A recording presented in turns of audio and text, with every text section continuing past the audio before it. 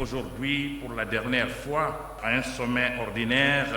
de la CAC. Le moment fort de cette 20e session des chefs d'État et de gouvernement de la CEAC aura été cette cérémonie de passation de témoins entre le président sortant et le président entrant. Félix Antoine Tshisekedi Tshilombo devient ainsi le président en exercice de la CEAC en remplacement de Denis Sassou Nguesso, arrivé fin mandat.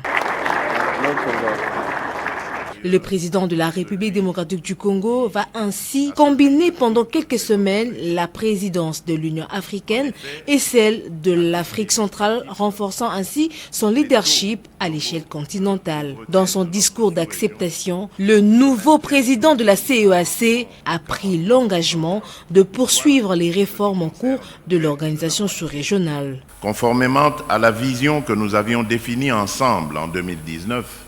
et dans le but de la matérialiser, l'exercice du mandat de la République démocratique du Congo à la tête de notre organisation se focalisera en priorité sur l'amélioration générale du capital humain, mais plus spécifiquement au secteur de l'éducation, de la santé et de la culture pour le renforcement de l'intégration régionale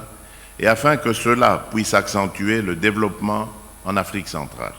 Excellences, Mesdames et Messieurs, il vous souviendra qu'en matière d'intégration, en vue de hâter la mise en place du traité d'Abuja, entré en vigueur le 12 mai 1994, 5 axes avaient été retenus pour la CEAC dans les domaines, premièrement, des affaires politiques, de la paix et de la sécurité, deuxièmement, du marché commun, des affaires économiques, monétaires et financières, troisièmement, de l'environnement,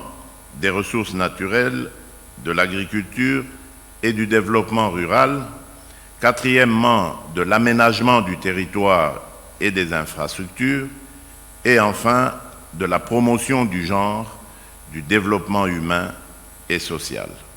Quant aux travaux eux-mêmes, ils se sont déroulés en 2 parties. Ouvrant les travaux, le président Denis Sassou Nguesso a félicité ses homologues pour toutes les décisions prises lors de la dernière session.